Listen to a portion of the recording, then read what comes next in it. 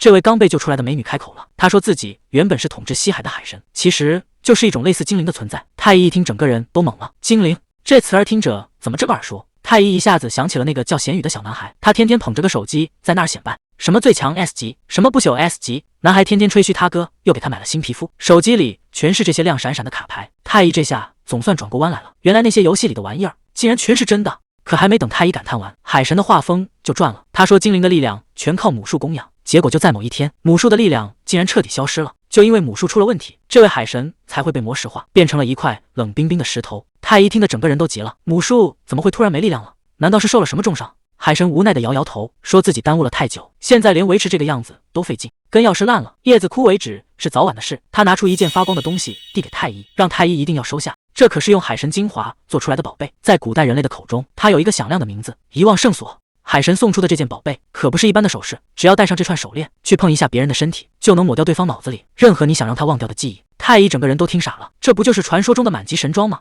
有了这玩意儿，以后谁还敢找他的麻烦？海神虚弱的笑了笑，说这东西肯定能帮到太医，而且他还交代了最后一件至关重要的事。太医包里那个叫小黑的精灵，其实就是指引方向的关键，只要带着它，太医就一定能找到那个他一直在寻找的人。虽然那个人现在还在四处流浪，但只要有小黑在身边，总有一天他们会再次相遇的。还没等太医反应过来，海神的身影就彻底消失了。房间里只剩下太医一个人，呆呆地看着手里的项链。小黑竟然还有这种本事，他到底是什么来头？谁能想到，天天被太医揣在兜里的小黑，竟然不是什么普通玩偶，他可是能带太医找到爸爸的指路精灵。太医赶紧把接下来的计划一笔一画全记在小本本上，头等大事就是找到老爸，让他回老家过上好日子。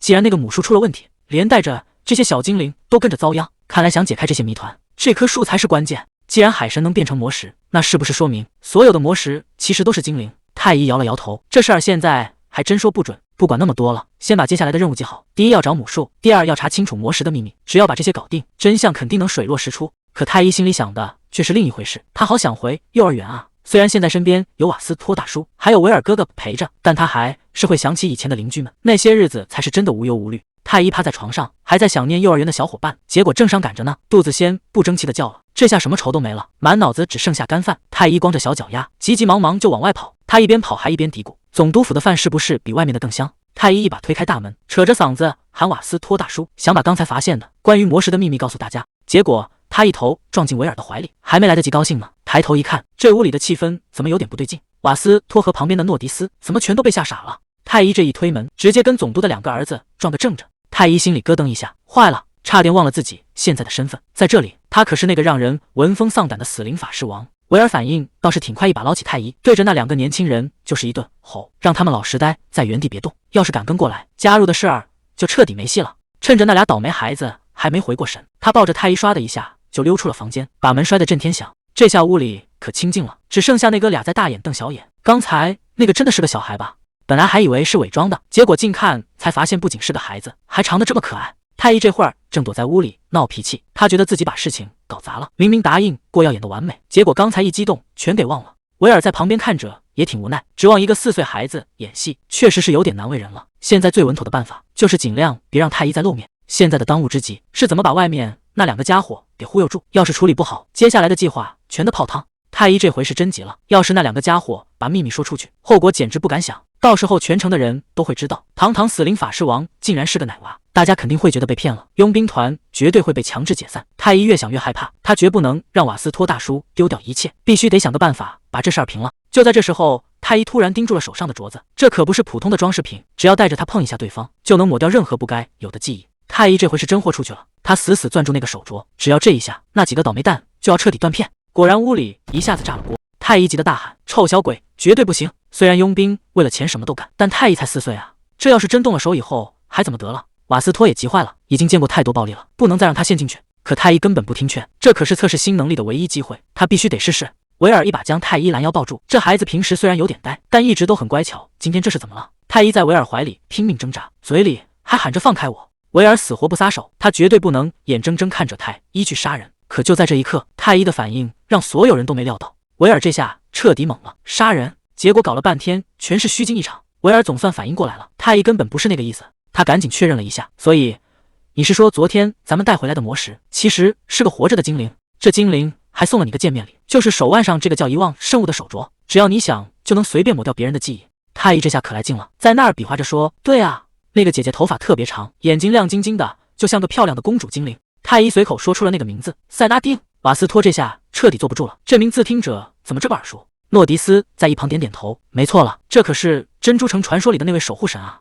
维尔简直不敢相信，堂堂一个神竟然被关在魔石里，还被太医这个小不点给救了。太医倒是挺淡定，晃着手里的镯子说：“对啊，这就是他送我的遗忘圣物。”瓦斯托现在脑子都快转不动了，这孩子先是能跟死人说话，现在连神灵都勾搭上了。诺迪斯看着太医手里的东西，语气都变了，看来这孩子是真的挖到了传说中的圣物。这种宝贝可不一般，只有在魔石争夺战里运气爆棚的人，才有可能从怪物堆里翻出这种逆天的玩意儿。诺迪斯一开口就泼了一盆冷水，按规矩，佣兵团根本没资格私自留下圣物。维尔这下坐不住了，那太医手里这个怎么办？这哪是宝贝啊，简直就是个定时炸弹！要是被上头盯上，肯定的过来硬抢。太医还在那儿犯嘀咕，这可是漂亮姐姐送的礼物，凭什么给他们啊？瓦斯托摇了摇头，这事儿没商量，就算是圣骑士团拿到了，也得乖乖上交给教会，谁都别想私吞。以前也不是没人试过，那个排名第一的特雷瓦加佣兵团，当年也搞到过圣物，结果最后还是得老老实实送回去，说是自愿归还，其实谁心里不清楚，肯定是教会背地里使了狠招，连那群天不怕地不怕的孤狼都被逼得低了头，这帮人迟早会盯上。太医手里的镯子这下麻烦真的大了，太医这下是真急了，抓着手镯就想动手，他觉得这事儿没得商量，必须得把那两个少爷的记忆全都给抹干净了才行。就在这时候，维尔却突然笑了，他觉得现在动手实在是有点太浪费了，这可是咱们阿加伯特压箱底的秘密，绝对不能让外人知道。太医听得一愣一愣的，完全没明白维尔葫芦里卖的什么药。维尔蹲下身子解释说，那两个叫拉乌尔和恩佐的小子，不是哭着喊着非要加入咱们佣兵团吗？太医这下更懵了，这跟抹掉记忆有什么关系？维尔的意思很简单，既然他们想进来，那就干脆让他们加入，至于太医的身份，他们爱怎么猜就怎么猜，反正现在都是自己人，等哪天他们想退团了，或者发现什么不该看的，到那时候再动用圣物抹掉记忆，也完全来得及啊！太医听完眼睛都亮了，这招确实高明，这样一来，不仅能给团里白减2个劳动力，还能神不知鬼不觉的把秘密永远烂在肚子里。瓦斯托在一旁指点头，这买卖确实划算。太医却还有点不放心，万一那两个家伙半夜偷偷溜了怎么办？维尔听完都乐了，这孩子真是想多了。瓦斯托更是拍着胸脯保证，在咱们眼皮子底下，谁能跑得掉？维尔也跟着放狠话，只要他们敢动歪心思，不管跑多远，都能给他们拎回来。太医这下总算把心放肚子里了，那就这么办。商量完正事，一行人又回到了总督府。这两个小子总算听明白了，原来太医小年纪就觉醒了稀有的暗属性魔法，为了躲避那些仇家，他才不得不披上马甲，装成那个杀人不眨眼的魔头。现在真相大白，看着眼前这个软萌的小团子，他俩心都要化了。这哪是什么大魔王啊，简直就是个小可爱。不过想进团可没那么简单，维尔直接把话挑明了，想留下可以，但为了保住太医的身份，必须得在他们身上下个咒，只要敢动歪心思，圣物就会立刻抹掉他们的记忆。毕竟这能操控圣物的手镯，全天下也就只有太医这一个小鬼能用得了。这圣物的功能确实逆天，不仅能抹掉记忆，还能提前设置触发条件，怪不得教会那帮人拼了命也想把这宝贝抢回去。瓦斯托一脸严肃地问，这就是入团的唯一条件，你们到底能不能接受？维尔在旁边笑得那叫一个阴险，他说自己可不想亲手毁掉费劲救回来的人命，所以劝这两个小子想清楚再决定。太医在旁边听得直冒冷汗，心说维尔哥哥，你现在这副嘴脸，看这可真不像个好人啊。结果这两个少爷也是铁了心，二话不说就答应了，甚至还主动请缨，让太医赶紧给他们下咒。既然人家都把话说到这份上了，维尔也没什么好犹豫的，直接示意太医可以动手了。太医的小手轻轻搭了上去，虽然心里觉得有点对不住，但这咒语一旦落下，就真的没有回头路了。太医这小手一搭，直接进到了这两个少爷的记忆深处，满眼全是亮晶晶的碎片。找到了，这就是关于太医的所有记忆。接下来就是最关键的一步，设置触发条件。按照维尔和瓦斯托之前的交代，太医开始在记忆里动刀了，只要他们敢动歪心思，太医的真实身份就会从他们脑子里彻底消失。这咒语下的无声无息，当事人还没反应过来，这就完事了。另一个小子也赶紧凑上来，生怕自己落后了。太医也是来者不拒，直接一并给办了。可就在这时，维尔突然开了口，问太医要不要也给他来一下。太医这下直接愣住了，毕竟维尔可是自己人啊。维尔倒是挺大方，说反正自己这辈子都不打算离开这儿，只要能让太医安心，这咒下也就下了。瓦斯托也在旁边跟着起哄，说这咒语反正也没机会触发，让他尽管动手。太医看着这两个大男人，心里那叫一个暖和，这哪是下咒啊，这分明是把命都交到他手里了。这契约总算是定下来了，大家伙正高兴呢。太医突然发现不对劲了，他拉着瓦斯托的手问，奇怪，诺迪克斯爷爷去哪了？刚才明明还在这儿站着呢，怎么一眨眼的功夫人就没影了？到了第二天，昨天玩失踪的诺迪斯总算赊得露面了。太医赶紧跑过去问，爷爷你跑哪去了？太医昨天找你都找疯了。结果老头这一回来，直接带了个惊人的决定。他看着孩子说，我想好了，咱们的真实身份是时候告诉玛丽安了。毕竟这股力量实在太强，光靠躲是躲不掉的。诺迪斯一脸严肃地提醒太医，要是让教会知道你手里有圣物，他们肯定会把你查个底儿掉，到时候皇室和教会全盯着你，光靠你现在这点本事根本护不住自己。可太医年纪还小，哪听得懂这些大道理？诺迪斯只能换了个说法，你之前不是说抓到厉害的人偶怪就能变强吗？一提到这个太医可就不困了，他兴奋地比划着，没错，要是能抓到传说级的，那简直就是强上加强。可诺迪斯接下来的话让太医当场就愣住了，他说这就意味着你也会变成那个被盯上的传说级，然后被人抓走当工具使。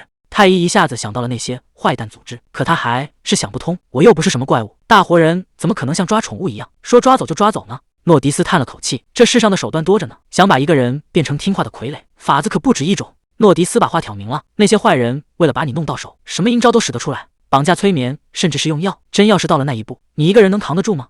太医小声回了一句，不行。他终于意识到自己还没强大到那种地步。诺迪斯点点头，这就是为什么咱们必须得找玛丽安帮忙。没过多久，玛丽安就赶到了办公室，他一进门就问，你急着找我，到底要说什么？太医坐在桌子前，把计划全盘托出，他要给在场的所有人都施加一层限制魔法，在找到爸爸局势彻底稳定之前，谁也别想把这个秘密说出去。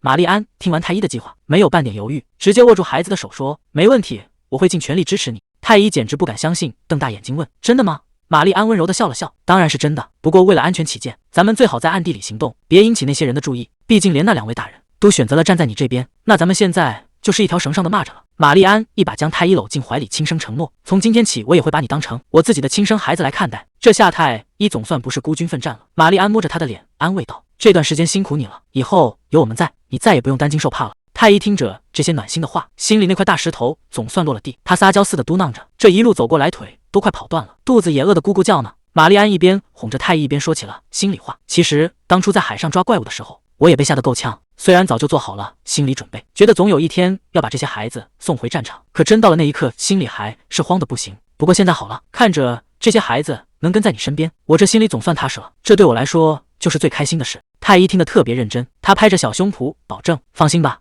我一定会照顾好他们的。看着太医这副懂事的小模样，玛丽安欣慰地笑了，她在心里默默念叨着，谢谢你死灵法师之王。折腾了这么一大圈，太医终于是撑不住了，他迷迷糊糊地想着，看来诺迪斯说的没错，把这件事告诉玛丽安真的是选对了，这下太医总算能睡个安稳觉了，一定要变得更强才行。要是这世上压根没有魔石，那该有多好，这样瓦斯托他们也就不用遭这么多罪了。可惜没如果，太医只能紧紧攥着项链，在梦里寻找那一点点安慰。夜色渐渐深了，整座城市都安静了下来，日子过得飞快，转眼几天就过去了。等太医再出门的时候，眼前的景象让他整个人都懵了，一辆豪华大马车就停在门口，太医简直不敢相信，这些真的全是给我的吗？玛丽安笑着解释道，那是当然，比起你为这座城市做的一切，这些东西根本不算什么。拉乌尔随口提了一句，待会儿要去兵工厂打把新剑。玛丽安听到这话，整个人愣了一下，二话不说，转头就往屋里跑。拉乌尔还没反应过来，就看玛丽安气喘吁吁地抱了一把旧剑冲了出来。玛丽安把剑递给拉乌尔说，这把剑在上次战斗中变钝了，你把它修好带在身边吧。拉乌尔看着手里的剑，一时间没说出话来。玛丽安温柔地看着儿子，你跟你父亲一样都是左撇子，这把剑承载着他的意志，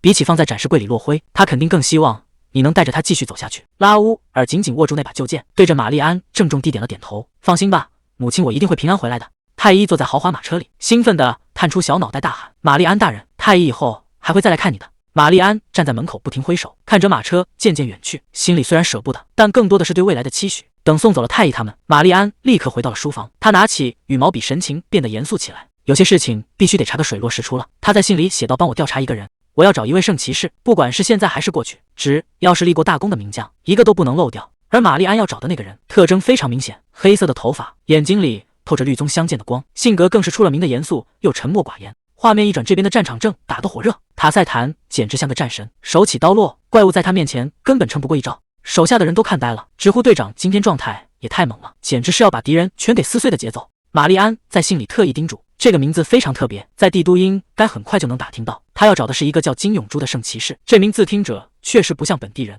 没过多久，这封信就送到了帝都的一座豪宅里。与此同时，恩佐也听到了这个名字，他停下了手里的动作，陷入了沉思。金永珠在帝都待了这么久，还真没听说过有哪个圣骑士叫这个名字。这一路走得可不轻松，瓦斯托坐在那总觉得哪里不太对劲。太医这小脑袋瓜里突然转过一个弯来，当爹的竟然连真名都没说过，这话一出口，整车人都傻了，这当爹的也太不靠谱了。事情还得从以前说起，那时候太医还在幼儿园，学校里搞了个画画比赛，老师拍着手问大家画都画好了吗？既然画完了，那就把爸爸妈妈的名字一个一个写在画纸上吧。别的小朋友都开始动笔了，大家写的可起劲了。毕竟昨天老师特意交代过，要回家问清楚家长的名字。可轮到太一这儿，情况就不太对了。他看着手里的画纸半天没敢动笔，在他的印象里，爸爸永远只是爸爸，邻居奶奶也只管他叫106号房的单身汉。老师看太一一直没动静，还特意走过来问太一也想写爸爸的名字吗？这下可把太一难住了，他小声嘟囔着自己真的不知道。昨天爸爸回来的太晚，他早就睡熟了，根本没机会问出口。老师一听这话，整个人都愣住了，这当爹的到底叫什么？老师赶紧安慰太一，别哭别哭，咱们去办公室查查不就知道了。太一还挺纳闷，难道爸爸的名字还藏在幼儿园里？只要是入园的小朋友，家长都得填表，那上面肯定有亲笔签名。老师翻开档案，指着那一行字让太一自己看。太一一个字一个字地念出声：金英珠。没错，这就是你爸爸的名字。太一这下可算记住了，高兴得赶紧跑回教室，要把这3个字写在画上。巧的是那天爸爸竟然早早就回家了。太一像献宝一样把那张画举得高高的，非要给爸爸展示自己的成果。看着画上歪歪扭扭的名字，太一一脸自豪地说：我爸爸就叫金英珠。太一指着画显摆，老师说要写爸爸的名字，所以我就写成金太一了。爸爸看着画语气里藏着点心事，他说这纸是在韩国用的名字，等以后回了家乡，太一就不再姓金了。这小脑袋瓜哪懂这些？太一还一脸认真地问：难道我要改姓谱吗？爸爸被逗得不行，抱着他直夸可爱。可那时候的太一哪里知道，爸爸这话里全是伏笔。现在想想，真该在那个时候问清楚。可惜这世上从来没有后悔药，这一错过真相就被埋了好多年。要是当初问清楚太一在老家的姓氏就好了。可惜这世上没后悔药，回忆戛然而止。太一这会儿正趴在瓦斯托怀里，睡得那叫一个香。大家伙儿现在最纳闷的就是太一那个爸爸到底是什么来头。左挠着头问，那个叫大韩民国的地方到底是哪儿啊？瓦斯托皱着眉分析，估计是个没听过的小公国吧。毕竟太一身上那些衣服，还有那个奇怪的书包，风格确实从来没见过。现在唯一的线索就是太一的爸爸是个圣骑士，可想在茫茫人海里找人谈何容易？最麻烦的是太一的爸爸还失忆了，这线索等于断了一半。维尔在一旁冷冷的开口，能把一个圣骑士的记忆抹掉，除了帝都那个卢米内家族，恐怕没别人了。左一听这名字，整个人都坐不住了。瓦伦蒂斯·卢米内，那可是圣骑士圈子里的天花板。这位大佬不仅战功赫赫，家里的儿子们也全是精英，唯独那个排行老4的小儿子，到现在还活不见人，死不见尸。看着怀里熟睡的太一，左心里直打鼓。就算这孩子魔力再强，亲爹也不至于被家里人下这种死手抹掉记忆吧。维尔倒是看得透彻，这种豪门深似海的事，外人哪能说得清？真相往往比故事更离谱。夜色越来越深，马车还在林子里赶路。诺迪斯正盯着路况，瓦斯托突然叫停了大家。他说右边有个湖，得赶紧把水壶灌满，毕竟接下来的路还不知道要走多久呢。瓦斯托刚说要去湖边打水，佐也跟着跳下了车。他说正好憋了半天，得赶紧找个地方解决一下。拉乌尔一看这架势，也红着脸跟了上去。结果维尔也慢悠悠地站起身，说他也要去。佐整个人都傻了，问他要去哪儿。维尔一脸淡定，还能去哪儿？当然是去方便啊。拉乌尔在旁边听得直结巴，这雇佣兵团的女人难道都这么不拘小节吗？不管男女，说解决就解决。维尔可没心思废话，催着他们赶紧走，再磨蹭下去天都要亮了。拉乌尔这下是真尴尬了，一边走一边四处张望，嫌这草丛太矮，嫌那树干太细，总觉得哪儿都不保险。维尔在后面冷笑一声，问他是不是害羞了？反正大家迟早都要坦诚相见，现在装什么矜持呢？维尔一脸淡定地摊牌了，他说自己和瓦斯托之间早就没什么秘密可言了，干他们这一行的在野外水坑里凑合洗洗，那是家常便饭。拉乌尔听完直接原地爆炸，整个人都快烧起来了。他结结巴巴地问，难道你们平时都是一起洗的吗？维尔像看傻子一样看着他，不然呢？难道还要排队互相等吗？拉乌尔这下彻底凌乱了，心里疯狂呐喊。可维尔明明是个女孩子啊，难道这种风餐露宿的日子，她就一点都不觉得别扭吗？维尔头也不回地往前走，顺便给这2个温室里的花朵上了一课。他说别指望在外面还能过大宅门里那种随时有热水伺候的日子。拉乌尔站在原地半天没缓过劲，只能在心里不停地自我催眠，既然加入了雇佣兵团，就要按人家的规矩办，更何况维尔还是前辈。拉乌尔还在那儿客客气气的道歉，结果维尔根本不吃这一套，手一搭裤带一松，这动作快得让人猝不及防。拉乌尔吓得魂儿都飞了，大喊着让他先停手。完事儿之后，维尔一脸嫌弃的看着拉乌尔，吐槽他以前在骑士团难道连这点规矩都不懂。维尔甚至还补了一刀，问他是不是也这么盯着上司看。这话一出，拉乌尔整个人都僵住了，看着维尔走远的背影，拉乌尔还没从震惊中缓过神来。走在后边也纳闷，这兄弟一个人在那儿发什么呆呢？终于到了，这就是传说中的波波罗萨军械区。太一这小家伙哪见过这阵仗？满大街全是高耸入云的大烟囱。太一指着天上问，那些黑乎乎的云是什么啊？带路的诺迪斯解释说，那是初始熔炉在开工，全帝国的神兵利器基本都从这儿出来的。瓦斯托这回是来办正事的，他打算先把那把战锤送去保养，结果他回头就给太一泼了盆冷水，行李都别拆，等武器一修好，咱们立马就要撤。太医这下彻底傻眼了，咱们才坐了4天马车啊，屁股还没坐热呢，怎么又要赶路？瓦斯托这么急着走是有原因的，他说这里的工厂长可是个出了名的硬茬子，把武器看得比命还重，脾气更是臭得没边，要是跟他纠缠上，那可就真走不掉了。太医在一旁听得直犯嘀咕，瓦斯托叔叔怎么这么嫌弃他？工厂长这名字听起来明明还挺可爱的呀。结果瓦斯托刚去打听完，整个人就彻底蔫了，对方居然让他等2个月，瓦斯托哪等得起啊？他索性把武器直接要了回来。这下轮到维尔崩溃了，不修了，咱们拿什么防身？瓦斯托这回是真踢到硬骨头了。那个脾气火爆的工厂长一看自己的作品被修得乱七八糟，当场就炸了。他一边骂瓦斯托找的铁匠是垃圾，一边不由分说直接把战锤给没收了。维尔在旁边听得眼珠子都要掉出来了，他就这么当着你的面把武器抢走了，你居然就这么看着？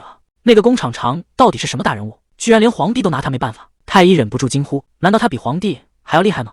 就在大家一筹莫展的时候，带路的诺迪斯站了出来，明天我去见见他吧，好歹我跟他还有点交情，既然现在急也没用，不如今天先去军械区逛逛。维尔一听立马来了精神，正好他也想找把趁手的长剑。瓦斯托最后拍了板，干脆大家一起去，毕竟在这乱世里，不管是诺迪斯还是太医，手里总得有个防身的小家伙才行，给这么小的孩子配武器。维尔第一个不同意，他一脸严肃的反驳，万一太医把自己弄伤了怎么办？瓦斯托倒是一点不慌，他摸着下巴提议，弄个小型吹箭筒怎么样？里面装上麻痹毒药。太医在一旁听得整个人都傻了，毒箭筒，这听起来也太硬核了吧？没想到维尔思考了一下，居然点头同意了。他一本正经的胡说八道，没错，4岁确实是该玩毒箭的年纪了。太医这下彻底怀疑人生了，难道大家小时候都玩这个？抱着太医的拉乌尔笑着回忆，那倒不是，我们7岁就开始练剑了。太医看着大家认真的样子，终于下定了决心，既然大家都这么说，那这个毒箭筒他太医是拿定了。既然大家都这么信任他，太医也坐不住了，他迈着小短腿跑过去，大声宣布，以后就由我来保护大家。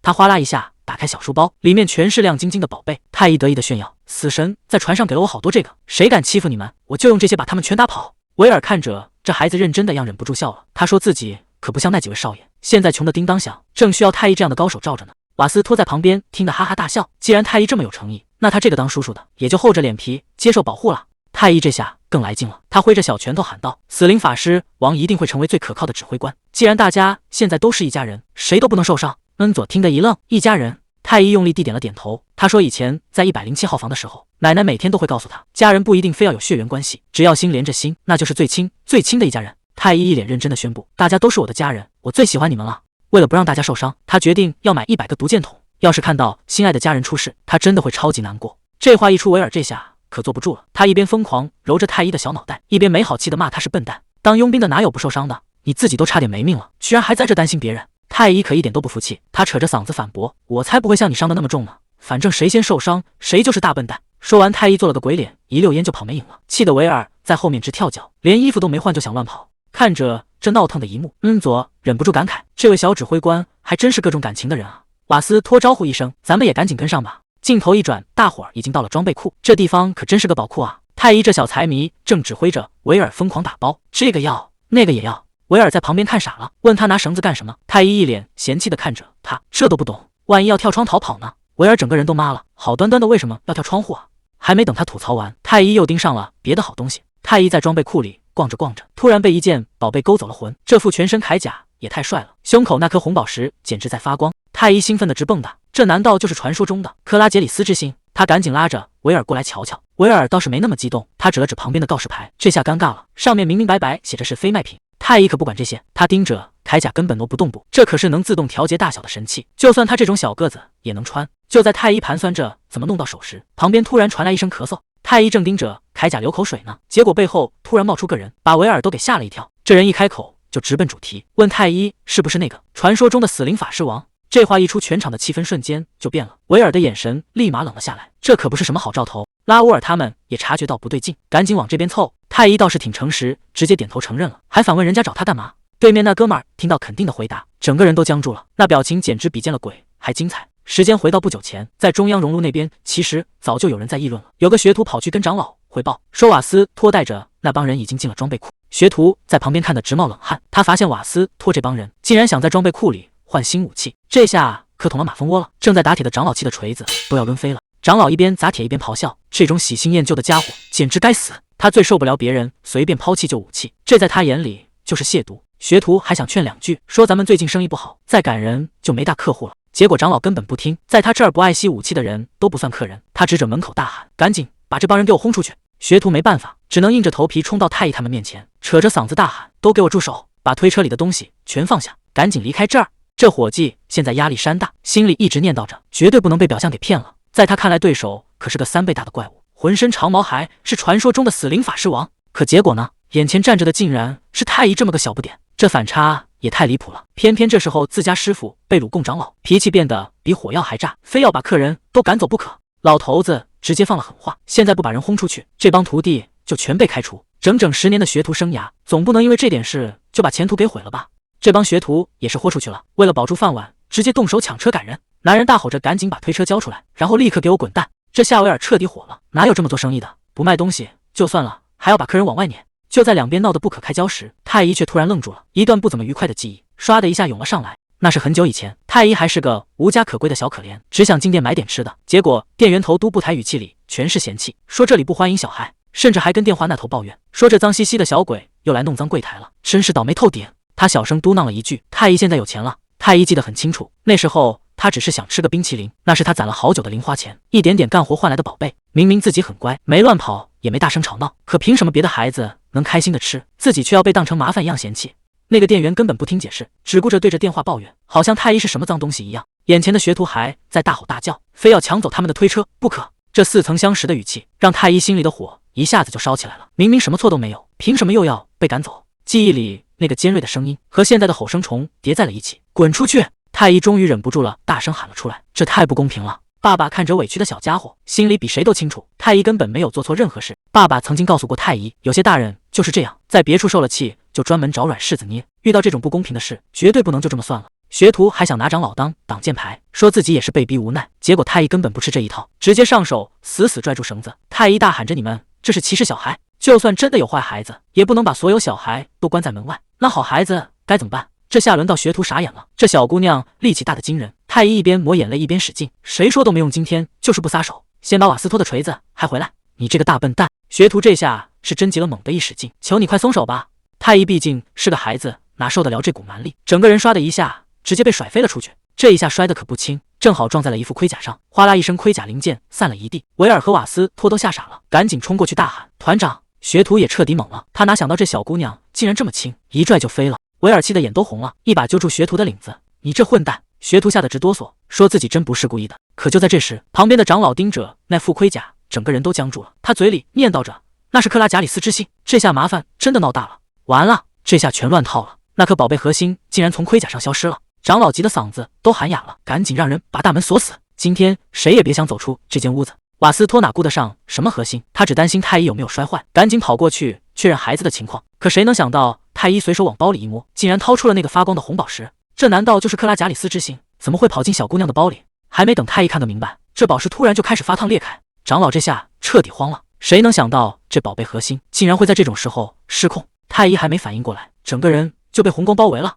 这股力量太霸道，太医只觉得浑身发软，连站都站不稳了。可这红烟散得太快，一下子就把太医给吞进去了。维尔也顾不上教训学徒了，这突如其来的变故让在场的所有人都傻了眼。谁能想到这宝石碎裂产生的力量竟然是个传送阵？等太医再睁开眼的时候，周围的一切全变了，没有盔甲，也没有瓦斯托，只有冰冷的雨水和刺眼的灯光。太医整个人都懵了，这到底是哪儿啊？看着路牌上写的中路区，太医彻底傻眼了。这一眨眼的功夫，他竟然回到原来的世界。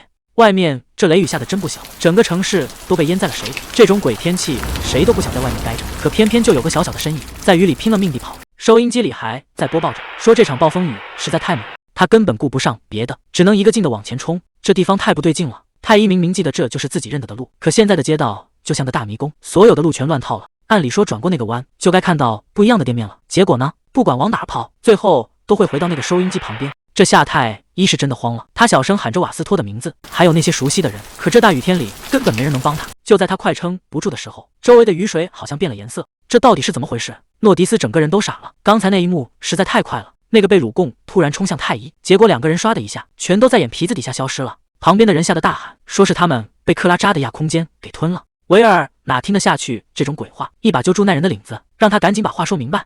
那人吓得直哆嗦，说你们根本不知道克拉扎是什么怪物，那可是35年前差点把这儿全毁了的噩梦。瓦斯托虽然听说过这怪物难对付，但没想到事情会变成这样，这事儿已经不是难办能形容的了。那个叫克拉扎的怪物简直就是个活生生的噩梦。当年整整一个圣骑士团啊，全都是精锐，结果一眨眼的功夫，回来的时候全变成了白骨。他们被关进了一个扭曲现实的亚空间，在那里面根本分不清真假，最后全都被逼疯了，只能互相残杀到死。贝鲁贡这下彻底急眼了，冲着对面大喊：“死灵王，你到底对克拉扎做了什么？”贝鲁贡这下彻底破防了，他冲着虚空歇斯底里的大喊，觉得这什么亚空间全是骗人的把戏。可怜的小太一还在大雨里发懵，他一个小孩子哪懂什么亚空间不亚空间呢？维尔这边已经快要气炸了，他冲着旁边的人大吼：“要是早知道这地方这么凶险，太一根本不可能去碰那个鬼东西。”这下连报信的男人都吓傻了，他说这核心根本不该这么容易碎掉。当年那场红雾吞了整整200个圣骑士，最后能从这鬼地方活着出来的，全天下就只有那个叫瓦伦蒂斯的人。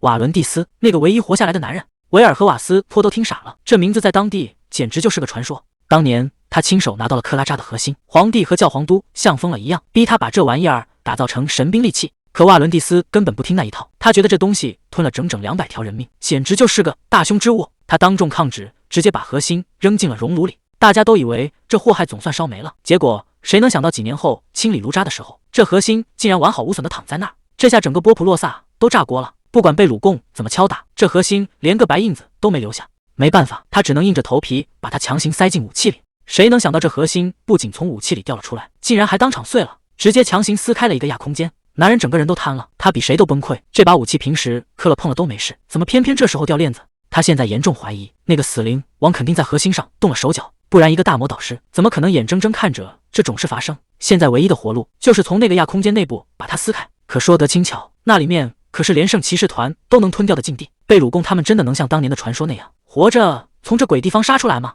厂里这下全乱套了，工人们哭得稀里哗啦，都觉得贝鲁贡这回肯定回不来了。维尔听得心里乱成一团，他最担心的还是小太医，一个4岁的小姑娘掉进那种鬼地方怎么可能受得了？维尔想找条活路，可旁边的诺迪斯一直在泼冷水，他说这样空间根本就没出口，进去了就是死路一条。维尔这下是真的坐不住了，这些人现在都是小太医的家人，他绝对不能眼睁睁看着他们出事，坐以待毙肯定不行，不管多难都得试一试。就在这时候，佐提了个建议，既然咱们没办法，那能不能去请雇佣兵工会的人帮忙？这雨下得邪乎，贝鲁贡带着小太医竟然站在了一条完全没见过的街道上，这根本不是什么现实世界，而是个专门挖人伤疤的幻觉空间。就在核心炸裂的那一刻，贝鲁贡心里已经做好了最坏的打算，他以为自己会被丢回那个满是鲜血的噩梦里，可谁能想到这回亚空间竟然不按套路出牌，眼前的这一切比他预想的还要诡异。这下贝鲁贡彻底傻眼了，他本来是想找死灵王拼命的，结果倒好，直接掉进了这个莫名其妙的空间。太医这小姑娘心也是真大，这种时候还在关心咱们到底怎么才能逃出去。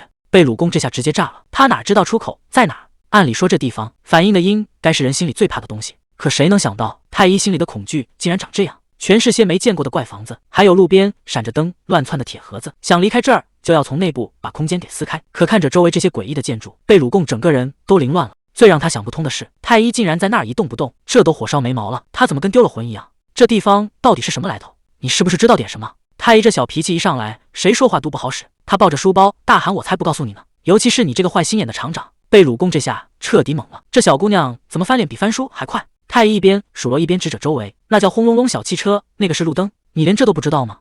越说越委屈，太医干脆把心里话全道了出来。要不是你非要赶我走，咱们根本不会掉进这鬼地方。我们明明什么坏事都没做。贝鲁贡被对得哑口无言，只能在那儿支支吾吾的想解释，可太医根本不给他机会。贝鲁贡这下是真的坐不住了，他死死盯着眼前这个小女孩，心里那个疑问越来越大：你到底是谁？虽然一直待在波波洛萨这种小地方，但外面的传闻可不少，大家都说你比普通雇佣兵强3倍，还说你是个玩弄人心的邪恶法师。你知道我为什么不怕你吗？因为在这片领地里，魔法根本就没法用。贝鲁贡身上竟然冒出了红烟，这下轮到太医傻眼了。这红雾看着可不像是什么好兆头。贝鲁贡整个人像是变了样，他死死盯着太医大吼：“别演了，死灵王，你到底是怎么毁掉核心的？”这语气根本不像是在开玩笑。贝鲁贡彻底暴走了，他非要问出幕后主使不可。太医这下是真的被吓坏了。这个所谓的霜雪佣兵工会，名头响得很，表面上说是给佣兵牵线拿国家订单，还能保障大家的安全。所说的头头是道，说是他当见习生那会儿就听过了。可这话一出，瓦斯托整个人都不太对劲了。自从离开死亡猎犬之后，他压根不想再提起这个组织。想当年这工会刚成立的时候，直接就跟皇室签了合同，这下可好，所有的国家委托全被他们垄断了，底下的佣兵们当时就炸了锅。这哪是帮忙啊，这不明摆着要收保护费吗？大家心里都清楚，最后肥的肯定是工会高层那帮人，普通佣兵想分杯羹，想都别想。那时候带头的佣兵直接放话，说死也不加入这种鬼地方。这工会背后的水深着呢，那股皇室撑腰的劲头，谁看了不觉得是个大麻烦？瓦斯托原本以为这工会是个坑，结果事实证明他想错了。那些关于腐败和受贿的担心全都没发生。这双雪工会办事还挺地道，把任务公平的分给底下的佣兵团，大家一看这操作，信任感一下子就上来了。既然这地方靠谱，那为了救太医，还有什么好纠结的？瓦斯托大喊：“现在就联系他们，快把通讯球借给我！”这头的工会高层也已经坐不住了。白袍女人正听着汇报，对面的语气听着可不轻松，说是现在的局势太严重，打算给那几个顶尖佣兵团发动援令。这事儿确实小不了，要是核心地带真出了乱子，谁也担待不起。可问题是那帮站在顶峰的家伙哪是那么好说话的？想让他们乖乖听命，简直比登天还难。尤其是塔塞坦，他手里那只眼睛可是这次行动的关键，没了他这事儿根本办不成。就算那个傲慢的家伙会发火，甚至直接甩脸子不干，现在也只能硬着头皮去施压了。毕竟连那个传说中的锻造师都被困住了，要是这帮人再不出手，那可就真的全完了。行了，既然躲不过去，那就干脆把动员令公开。对面的人赶紧答应，说既然得先搞定塔塞坦那个刺头，那他现在就去联系特雷瓦家那边。电话一挂，这事儿就算彻底定死了。可谁能想到，这发号施令的女人身上竟然全是血，看这白袍子被染红的样子，刚才那场恶战肯定不简单。他自嘲地念叨着，早知道该先包扎一下再过来的。看来这身兼数职的滋味确实不好受。这还没喘口气呢，下一场麻烦又找上门了。他直接走向传送阵，看来接下来的场面他必须得亲自去镇场子了。塔塞坦这回是真不打算给面子，他直接把话撂在那，说自己根本没空，谁来请都不好使。可手下这回是真急了，赶紧拦住他说，这次被困在亚空间的可是那个贝鲁贡。手下这回是真急了，直接把最坏的结果摆在台面上。要是贝鲁贡真因为塔塞坦拒接动员令而死，这后果谁能担得起？结果塔塞坦头都没回，冷冰冰的甩出一句，那又怎样？大不了到时候去参加他的葬礼。这话一出，旁边的手下冷汗都下来了，赶紧劝他这事儿没那么简单。可塔塞坦根本不吃这一套，他猛地握紧手里的重剑，语气里全是压不住的火药味。说到底，这根本不是救不救人的问题，而是那个该死的双之协会，当初把特雷瓦家收编成附属组织，结果平时连个像样的委托都不给，现在出事了，倒想起发个动员令来指手画脚了。塔塞坦越说越气，这帮人平时只知道吃喝玩乐，真把老子当成随叫随到的宠物狗了。就在塔塞坦这边火气冲天的时候，贝鲁贡那边已经杀到了门口，外面雷声大作，他浑身是血地站在雨里。贝鲁贡死死盯着屋里的黑影，咬牙切齿地吼道：“死灵法师王，有种现在就给我滚出来！”谁能想到太医最后竟然躲进了幼儿园里，那个厂长明显是被迷雾给控制了。贝鲁贡还在外面拼命嘶吼，让死灵法师王滚出来，可回应他的却是一个阴森森的声音，居然在那念叨着什么好不好吃。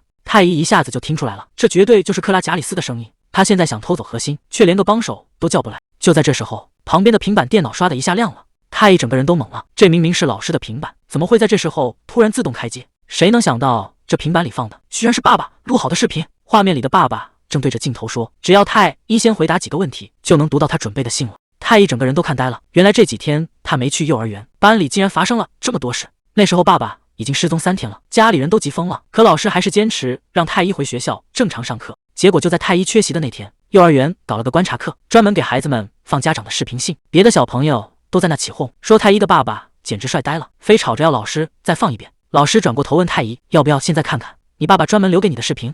看着别的小朋友都有爸爸的视频，太医心里肯定不是滋味。看看这本子上的话，全是太医对爸爸的想念，他比谁都想让爸爸赶紧回家。可到了晚上，他一个人躲在天台上，那背影看着真让人心疼。太医最后还是没忍住，他倔强的喊着说自己根本不想看。其实大家都不知道，那天太医根本就没等到爸爸的视频。太医缩在角落里，死死盯着那个发光的屏幕，他怎么也想不通爸爸的视频信为什么会在这时候突然播放。画面里的爸爸正被问到一个问题，太医对他来说到底算什么？爸爸笑了笑，接下来的这句话简直要把人的心都给扎透了。他说实话，太医对他来说就是一个负担。阿勒里克叹了口气，承认现在的局面确实挺难看，就算没了官方的委托，靠着平时的活儿和磨石，他们也照样能混得开。毕竟这世上需要他们的人多的是，但这已经不是面子的问题了。圣骑士手里那些厉害的家伙，全是出自贝鲁贡的工厂，那种级别的神兵利器，普天之下也就那几个人能打出来。可现在贝鲁贡人已经没了，万一圣骑士那边断了功，这口黑锅肯定的全扣在咱们头上。塔塞坦冷笑一声，想知道我心里怎么想的吗？管他什么皇室还是教会，老子根本不在乎。那些大人物高不高兴，跟我有什么关系？你以为我这几天在偷懒吗？帝国边境那块巨大的魔石，全是我带人去处理的。那帮圣骑士倒好，一看那地方没人住，拍拍屁股就全跑了。最后剩下的烂摊子，全得咱们来收场。阿勒里克没说话，他心里清楚，塔塞坦这回是真的累惨了，整整3天3夜没合眼，全在跟那些魔石死磕。塔塞坦头也不回的走了。他说现在只想洗个澡，然后睡上个2天2夜。谁要是敢在这时候吵醒他，那后果可就不好说了。阿勒里克这会儿正头大呢，利维亚还在旁边没心没肺的开玩笑，说他穿这身衣服简直像是要去参加工厂主的葬礼。玩笑归玩笑，正事儿可不能耽误。他们现在的头等大事就是怎么把塔塞坦拉进火。结果利维亚随口带出来一个消息，说他在外头听到了风声，贝鲁贡那边出大事了，有人被困在了那儿，而且被困住的不是别人，正是那个整天装神弄鬼、一个人分饰4角的死灵王。谁能想到这话还没说完，原本已经走远的塔塞坦竟然满脸是血的杀了回来。他死死盯着这2个人，声音冷得像冰块一样：“你刚才说谁被困在那里了？”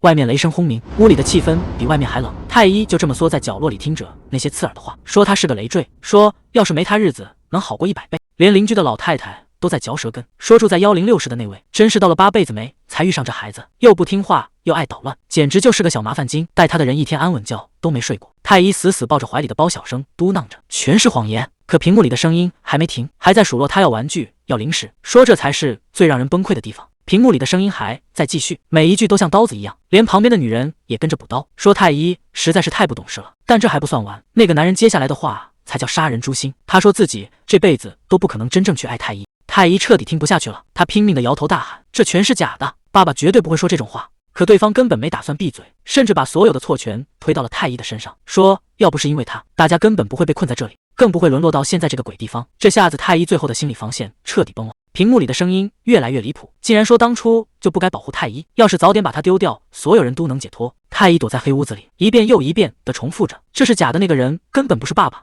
可这种话听多了，心真的会疼到受不了。就在太医快要崩溃的时候，大门唰的一下被撞开了，是贝鲁贡。那声音狂笑着喊道：“终于抓到亡灵之王了！”太医缩在地上，根本不知道发生了什么。外面的人连滚带爬跑进来报信，说武器库门口突然开了传送门，大批雇佣兵已经杀过来了。传送阵光芒一闪，这帮雇佣兵的头儿总算露面了。佣兵榜排第2的狠人，一落地就嫌弃这地方晦气。本来他都打算换个主顾了，结果还得跑来救那个麻烦精，真是越想越不爽。不过这地方确实邪门，怪物核心竟然搞出了个亚空间，这可不是简单的死而复生。男人冷哼一声，管他是什么鬼东西，直接砸碎不就要了？可问题是没那个叫特雷瓦家的人带路，这空间谁也破不了。这下事情又掐住了。男人正烦着呢，传送阵里又钻出个人来，这位手里还拎着锅铲的女人，竟然是佣兵榜排第3的狠角色。男人这下是真没看懂，这副打扮是刚从厨房跑出来的。女人倒是挺坦然，说本来正想给老公做顿饭，结果就被这急兆给拽过来了。男人现在哪有心情听这些？他最听不得的就是那个特雷瓦家，没那家伙难道就真没招了？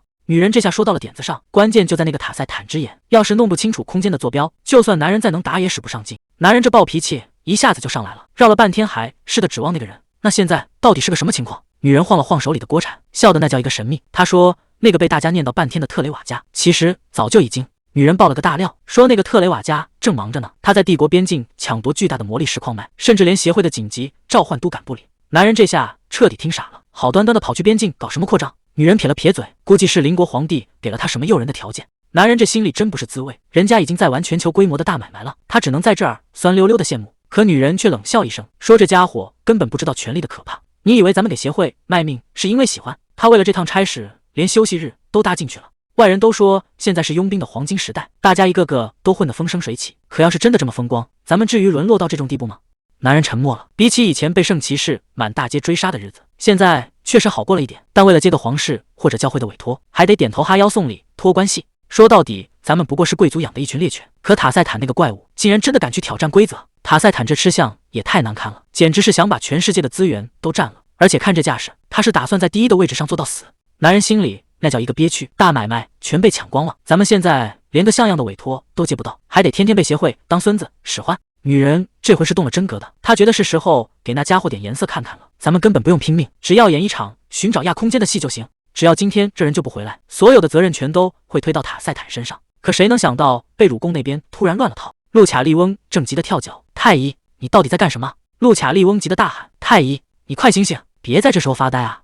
可太医现在什么都听不进去，他一边哭一边喊着那个名字，小黑。外头正乱着呢，这帮人已经开始准备撤了，传送阵和武器一个都不能少，看来是打算彻底跑路。塔塞坦早就把东西收拾好了，他这一开口就是要立刻动身的意思。手下这帮人全愣住了，刚才还说要再等等，怎么突然就变卦了？虽然现在走确实能甩掉皇室的麻烦，但摊上这么个阴晴不定的老大，接下来的路可就难说了。阿勒里克这会儿正犯愁呢，计划赶不上变化。塔塞坦倒是笑得挺开心，他等这一天已经很久了，就想看看对方那张脸到底能难看到什么程度。手下赶紧过来催，说时间已经耽误不少了，一落地就要开大招，不然这样空间根本进不去。塔塞坦根本没当回事，对他来说开启心之眼不过是动手的事。这股力量一亮出来，接下来的场面恐怕谁也控制不住了。这一下动静可闹大了，屋里直接炸开了花。路卡利翁死死护住身后的太医，这要是慢半步，俩人都得交代在这。贝鲁贡现在的情况非常不妙，他整个人像是要烧起来一样，嘴里发出的动静听着就不像是活人能受得了的。路卡利翁赶紧冲着太医大喊，让他赶紧清醒过来。现在那股核心魔力就在贝鲁贡身上，如果不趁现在抢过来，大家谁也别想活。可路卡利翁自己也快撑不住了，他想挡住这股诡异的雾气，但这股力量实在太强，他现在的身体根本维持不了多久，眼看就要全军覆没。路卡利翁只能让太医赶紧跑，太医这会儿还没回过神，只能哆哆嗦嗦的应了一声。就在这节骨眼上，贝鲁贡彻底失控了，他竟然在召唤死灵王。贝鲁贡现在已经彻底疯了，那股力量在他体内横冲直撞，疼得他连话都说不出来，只能发出野兽一样的嘶吼。趁着他还没完全失控，太医和路卡利翁撒开腿就跑，这要是被抓回去，后果简直不敢想。路卡利翁一边飞一边喊说，贝鲁贡现在被那股魔力控制，已经变成了一个活生生的行尸走肉。太医吓得魂都没了，只能拼命往走廊尽头钻，随便找了个房间就躲了进去。路卡利翁赶紧把门反锁死，这薄薄的一层木板现在就是他们最后的救命稻草。可还没等他们喘口气，外头就传来了沉重的脚步声，贝鲁贡已经追到了门口。随着砰的一声巨响，门板剧烈晃动了一下，太医缩在角落里动都不敢动。太医现在整个人都快崩溃了，完全不知道接下来该怎么办。门外的动静越来越大，贝鲁贡虽然现在神志不清，但他毕竟是个成年人，力气大的惊人。路卡利翁心里很清楚，光靠躲是躲不掉的，如果不找个地方把他死死困住，大家今天谁也别想活。困住他！太医听到这话，脑子里突然闪过一个念头，看着屋里这些乱七八糟的杂物，他像是终于抓住了救命稻草。谁能想到这小姑娘竟然在这种时候想到了反击的办法，连路卡利翁都被他吓了一跳。太医这脑筋转得真快，他一把拽出吸尘器的插头，大喊着让路卡利翁接住。他记得以前老师用这玩意的时候，这线可是长得离谱，现在这就是最好的绳子。路卡利翁还没反应过来，那扇门就被暴力踹开了。贝鲁贡现在完全没了人样，嘴里还在疯狂念叨着死灵王。他这一脚正好踩进圈套，路卡利翁看准机会，拽着电线就开始绕圈，唰的一下，贝鲁贡被捆了个严严实实。这下贝鲁贡彻底栽了，被电线绊了个正着，直接重重的摔在地上，连反抗的力气都没了。太医看折倒在地上的贝鲁贡，心里又是害怕又是难受，他真的亲手把人给抓住了。路卡利翁赶紧在一旁催促，现在可不是哭的时候，拿上书赶紧跑才是正事。可太医回头看了一眼，贝鲁贡额头竟然渗出了血，这下他整个人都慌了。他一边哭着道歉，一边还得强迫自己冷静下来，这地方1秒钟都不能多待了。太医突然想起了以前的事，他曾经亲口答应过，以后要成为一个可靠的指挥官，保护好身边的每一个人，就是为了这个承诺，他现在绝对不能退缩。太医在贝鲁贡身上一通乱翻，终于让他给找着了，只要拿到这东西，说不定就能让他清醒过来。可还没等太医松口气，路卡利翁就在旁边大喊，太医你小心点，我感觉到核心里的魔力正在变得越来越强。太医还没反应过来是怎么回事，手里的核心突然就开始裂开，这股力量根本控制不住，唰的一下，刺眼的红光直接炸开了。谁能想到这核心里竟然藏着这么恐怖的能量？谁能想到那股恐怖的红光散去后，核心里竟然蹦出来个这玩意，一只粉嘟嘟的小象。太医整个人都看傻了，这反差也太大了吧！太医激动的语无伦次，大喊着鸡蛋里竟然孵出了大象。这逻辑虽然不通，但他现在显然已经乐坏了。路卡利翁在旁边一脸懵逼，什么鸡蛋？这明明是刚才那个核心变的。这小家伙刚睁眼就冲着太医一个劲的撒娇，那小动静听得人心都要化了。太医一把抱起小象，兴奋地宣布，他肯定是在叫我妈妈。路卡利翁这下彻底炸毛了，胡说八道些什么呢？太医，你到底知不知道你手里抓的是个什么东西？这可是个怪物，和你以前打过的那些家伙没区别。路卡利翁越说越激动，这家伙身上全是危险的气息，天知道他害过多少人，就是他把大家困在这里的。结果这小东西还不服气，对着路卡利翁就是一顿乱撞。路卡利翁彻底抓狂了，他到底在鬼叫什么呀？太医赶紧出来打圆场，噗噗说他根本没伤过人。这下两边彻底说不通了。太医还在帮那个小怪物解释，说他从破壳之前的事全忘了，连把大家关进亚空间也不是他能控制的。他还觉得挺委屈，说那是攒了好久的宝贝食物，专门留给太医吃的。结果太医一直跑，他才不得不动手抓人。路卡利翁听得整条龙都不好了，指着旁边被抓的贝鲁贡问：“你管这大活人叫食物，这叫没伤过人？这逻辑根本对不上啊！”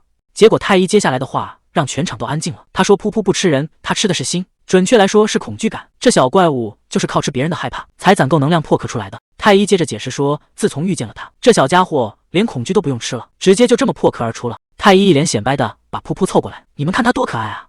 噗噗还跟太医保证，以后要永远陪着他，只要太医不高兴，他就再也不吃东西了。陆卡利翁听完直接气笑了，他当然舍不得走，因为他现在根本不是在吃恐惧，而是在吸你的魔力啊！贝鲁贡这下彻底懵了，他嘴里念叨着死灵之王，根本不敢相信眼前发生的一切。他赶紧问太医有没有受伤，这地方刚才还乱成一团，怎么一转眼就全变样了？最让他想不通的是，那个叫克拉扎的怪物，连核心居然都找不到了。贝鲁贡盯着太医看了又看，真的是你把那家伙解决了吗？